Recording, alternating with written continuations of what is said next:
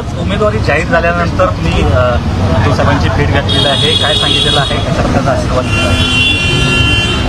विजय होण्याचा आशीर्वाद आदरणीय उद्धव साहेबांनी दिलेला आहे। त्याचबरोबर नाशिकमधून विजय करंजकर देखील इच्छुक होते, परंतु ते सध्या नाराज असल्याचं समजतंय। त्यांची समजूत काढली जाईल का, त्या संदर्भात काही बोलणं झालेलं आहे का? नाराजी दूर करण्यात येईल असं साहेबांनी सांगितले आणि सर्व पदाधिकाऱ्यांना तेच सांगितलं। परंतु ज्या प्रकारे नाशिकमध्ये अजून समोरचा उमेदवार जो आहे निश्चित झालेला दिसून येत नाही, हेमंत गोडसे अजून धावपळ करत आहेत उमेदवारीसाठी, त्याच्याकडूनच निवडून आले होते, काय सांगाल? समोरच्यांकडून कोण उमेदवार राहील त्याच्याशी आमची काही अडचण नाही। आम्हाला आमचं काम करायचं आहे आणि विजय व्हायचं आहे।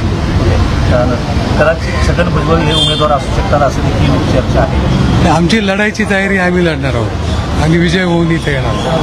जिल्हा प्रमुख होते, त्याच्यानंतर लोकसंभाचे संघटक करंजकर यांना मोठ्या प्रमाणात नाराजी आहे, ते बैठका देखील घेत आहेत।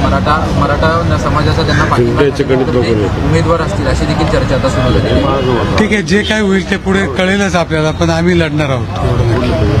राजाभाऊ, या 2024च्या निवडणुकीमध्ये आपण बघतोय आता नाशिक हा शिवसेनेचा बालेकिल्ला राहिलेला आहे, पण या निवडणुकीमध्ये तुमच्याकडे धनुष्यबाण नाहीये, कशाला कसं तुम्ही सामना करता? नाही, लोकांपर्यंत निशाणी पूर्णपणे पोहोचलेली आहे, त्यामुळे आम्ही धनुष्यबाण नसला तरी सुद्धा मशाल घेऊन आम्ही लढणार आहोत आणि जिंकणार आहोत। करंजकरांना काही मनातली गोष्ट सांगायची आहे का?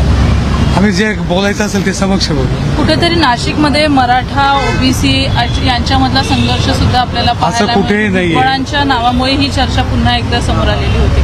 असं कुठेही नाहीये।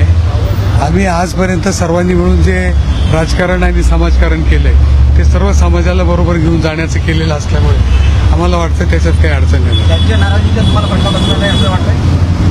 मी असं म्हटलो नाही, परंतु त्यांची नाराजी दूर होईल एवढं मी समजू शकतो।